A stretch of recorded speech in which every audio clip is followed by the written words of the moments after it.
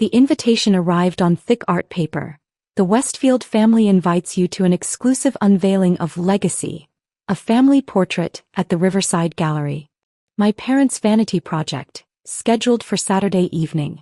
A commissioned oil painting depicting our family in formal attire. 3 months of planning, 200 guests, champagne reception. I wasn't in the painting. The invitation included a note in my mother's handwriting. Sophia, we decided to keep the portrait to immediate family members who've established themselves professionally. You understand, it's about representing the family's achievements. You're welcome to attend the public viewing hour Sunday afternoon. I sat in my office at Westfield Properties, reviewing quarterly reports. I was 30 years old and CEO of a commercial real estate development company that owned 43 properties across the city, including the Riverside Gallery where my parents were hosting their portrait unveiling. My family thought I was still trying to make it in real estate. My older brother Marcus was 33, an architect at a prestigious firm. My younger sister Amanda was 27, recently made junior partner at a corporate law firm. My parents treated them like dynasty heirs. Every family dinner revolved around Marcus's building designs and Amanda's casework. When I mentioned my work, my father would nod absently and change the subject. That's nice, honey. Marcus, tell us about the museum project. The portrait unveiling was my mother's crowning social achievement. She'd been planning it for months to showcase the family's collective success. The guest list included judges, business leaders, arts patrons, everyone who mattered in the city's establishment. Just not the daughter who owned the venue. My assistant Jennifer knocked on my door. Sophia, the Riverside Gallery manager, called. Your parents are requesting additional exhibition space for their event this weekend. I pulled up the gallery's booking schedule. They wanted the East Wing, which was reserved for a photography exhibition by emerging local artists, a commitment I'd made when acquiring the property. Tell Michael the current space allocation stands. No changes to existing bookings. Jennifer paused. Your mother was quite insistent. She told him the family that owns the gallery would want to accommodate them. I almost laughed. The family that owns the gallery is me. The answer is no. What my parents didn't know. I'd acquired the Riverside Gallery building through a holding company with a different name. The gallery manager, Michael Torres, reported directly to my company. He was effectively my employee. My parents had booked through normal channels, paying standard rental fees, never realizing their daughter owned the building.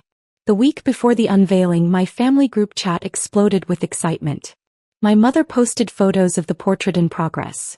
Marcus in a sharp suit, Amanda in elegant business attire, my parents in formal wear. The empty space where I should have been was obvious if you looked carefully. The composition had an awkward gap on the left side. My mother wrote, "So excited for Saturday. This portrait represents everything our family has built. Marcus and Amanda, you've made us so proud." My younger cousin David texted me privately, "You're not in the portrait." What the hell? I saw it. Are you going to say something? I looked at the property management documents on my desk. The Riverside Gallery lease agreement. The booking confirmation. The standard contract clause allowing the property owner to modify arrangements with 72 hours notice for scheduling conflicts. I'll handle it, I texted David. What I didn't tell him. I'd scheduled a board meeting in the gallery's conference room for Saturday afternoon, requiring building access that would conflict with my parents' setup timeline. Thursday afternoon, Michael Torres called. Sophia, your parents are requesting early access Saturday morning for extended setup. They want catering, additional lighting, a string quartet. It's significantly beyond their booking agreement. What did you tell them? That I'd need to check with building management. Your mother said, I'm quoting, the family's relationship with the gallery ownership should allow for flexibility. I leaned back in my chair. What does our standard booking agreement say about setup modifications? Any changes require approval from property management and may incur additional fees. Then that's your answer. They get the space they booked during the hours they booked with the services they contracted for. Nothing more. She's going to be upset. She can take it up with the property owner. Let me know if there are other issues. Friday morning, my mother called, voice tight with frustration. Sophia, the gallery is being difficult about our event. Do you know anyone in real estate who might have connections with the gallery ownership? We need someone to make a call for us. What exactly are you asking for? Just reasonable accommodations. The East Wing for additional seating, early morning access for setup, extended evening hours. Nothing excessive. But this manager is being incredibly rigid about contracts. Mom, those are standard property management policies. The gallery has other bookings to honor. Sophia, this is important. This portrait represents our family's legacy. Surely whoever owns this property would want to support that. Her voice took on a familiar tone. Marcus offered to call some of his firm's real estate clients. Amanda said she could have one of her partners reach out. We need someone with actual influence. The gallery manager is following standard procedures. You're not being very supportive. But I suppose that's not surprising. You're not in the portrait anyway. She hung up before I could respond. Saturday morning, I arrived at the gallery at 9:30 a.m. for my board meeting. My parents were in the main exhibition hall, arguing with Michael Torres. A catering crew stood by with equipment. My mother looked furious. This is completely unacceptable, she was saying. We were told we could begin setup at 8 a.m. Now you're saying there's a scheduling conflict. Michael maintained professional composure. Mrs. Westfield, your contract specifies setup beginning at noon. You requested early access, which I explained would need property management approval. That approval was denied due to a prior booking, a corporate board meeting. A board meeting? On a Saturday? Who schedules corporate meetings on weekends? Companies that own commercial real estate portfolios, I said, walking up. Hi, Mom. She turned surprised. Sophia? What are you doing here? I have a board meeting. In the conference room. The one preventing your early setup access. My father appeared, Marcus and Amanda behind him. They all stared. Your board meeting? My father's tone was confused. Sophia, you work in real estate sales. What board meeting? I'm CEO of Westfield Properties. We own 43 commercial properties in the city. I'm meeting with my board to review quarterly performance and discuss new acquisitions. I glanced at Michael. The Riverside Gallery is one of our properties. I acquired the building 2 years ago. The silence was profound. My mother found her voice first. You own this gallery? I own the building. The gallery operates as a tenant, but yes, I'm the property owner. Michael works for my company. Marcus stepped forward. Wait, you own this building? How is that possible? I bought it through a holding company when the previous owner went bankrupt. Standard commercial real estate acquisition. I looked at my mother. The sister you excluded from your family portrait for not being professionally established enough owns the venue you're using to celebrate the successful family members. My father tried to recover. Sophia, we didn't know. You never mentioned owning a real estate company. I've mentioned it multiple times. You called it working in real estate sales and changed the subject to discuss Marcus's architecture projects. I showed them the Westfield Properties website with my photo and title. I've been CEO for 3 years. The information was always available. You just never asked. My mother's face had gone pale. But you never said you owned the Riverside Gallery specifically. You never asked about my properties. You booked the venue through the gallery's public website without mentioning you were my parents. Why would I have known? I paused. Though I did know once Michael forwarded me the booking confirmation. I've known for 3 months that you were hosting a portrait unveiling. A family portrait that deliberately excludes me. Sophia, my father started, voice placating. The portrait was about representing the family's professional achievements. We thought you were still establishing yourself. I established myself years ago, Dad. I run a company with 43 properties and a portfolio value of approximately $80 million. I have 15 employees. I sit on 2 commercial development boards. But you were so focused on Marcus's architecture and Amanda's law career that you never bothered to learn what I actually do. Marcus tried a different approach. Look, this is obviously a misunderstanding. We can add you to the portrait. The artist could paint you in. Paint me in. I laughed, the sound harsh. You're hosting a portrait unveiling in a building I own, celebrating a family I'm not part of, and now you want to retroactively include me because you found out I'm not the failure you assumed I was? Amanda spoke up. This is your property. You can cancel our booking. Is that what this is about? No. Your contract is valid. You can have your unveiling tonight during the hours you booked in the space you paid for. I'm not going to interfere with that. Then what? My mother started.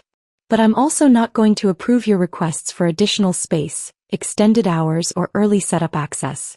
You get exactly what you contracted for. Nothing more. And I'm certainly not attending your celebration of a family that doesn't include me. My mother's eyes filled with tears. Sophia, you're being vindictive. I'm being a property manager. You're getting the standard service outlined in your contract. I looked at each of them. You wanted a portrait showing the family's successful members. The most financially successful member of this family is the one you left out. And now you're standing in her building, asking her employee for special favors. David appeared from the growing crowd. He'd come for moral support. He was grinning. This is even better than I imagined. My board meeting proceeded as scheduled. Through the conference room windows, I could see my parents dealing with standard setup procedures without special accommodations. Everything was professional, adequate, but not the elaborate production my mother had envisioned. That evening, I didn't attend the unveiling. Instead, I had dinner with David at a restaurant across the street. A restaurant in another building I owned. My phone buzzed constantly. Texts from Marcus asking me to reconsider attending. A voicemail from Amanda saying we needed to discuss this situation rationally. An email from my father requesting a family meeting. I ignored all of them. Michael texted at 9 p.m. Event concluded smoothly. Your family asked again about extended hours. I declined per your instructions. Mrs. Westfield asked if she could speak to my supervisor. I told her my supervisor is the company CEO. She didn't ask who that was. Sunday morning, my parents showed up at my apartment. Both looked exhausted. We need to talk, my father said. I let them in, said nothing, waited. My mother spoke first. Last night was humiliating. People kept asking why you weren't at your own family's portrait unveiling. Then someone mentioned you own the gallery. By the end of the evening, half the guests knew we'd excluded our daughter from a family portrait while hosting the event in her building. That must have been awkward. Sophia, we made a mistake. My father's voice was heavy. We didn't understand the scope of what you've built. You valued their careers more because they have recognizable company names. You never bothered to ask what I actually do. My mother wiped her eyes. We're sorry. We should have included you. We should have asked about your work. You should have valued me regardless of my professional success. But you didn't. You made a family portrait that deliberately excludes one child because she doesn't meet your standards. Except that excluded child is more financially successful than anyone in the portrait. How do we fix this? My father asked quietly. You can't fix this with a conversation. You excluded me from the family portrait. That portrait is now hanging in my gallery and everyone who sees it knows the story. 6 months later, my parents commissioned a new portrait and invited me to participate. I declined. I don't need to be in your portrait. I don't need your validation anymore. The original portrait still hangs in the Riverside Gallery's permanent collection. I donated it. Every visitor can see the awkward gap on the left side, the compositional imbalance where someone should be. The gallery staff know the story. They tell visitors. The family who excluded their daughter from their portrait, then unveiled it in her building. Some families celebrate all their children equally. Others only recognize success when it becomes impossible to ignore. Mine needed to host their vanity project in my property before they saw me. But by then I'd stopped needing them to. The story became a cautionary tale in the city's social circles.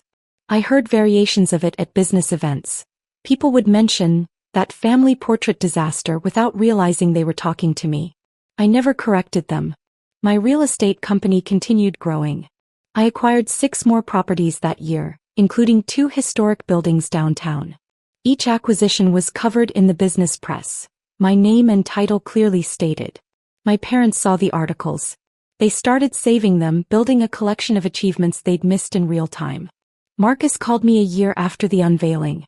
I saw your photo in the business journal. Another major acquisition. Mom has the article on her refrigerator. That's nice, I said neutrally. It's pathetic, he corrected. She's trying to claim pride in something she actively dismissed.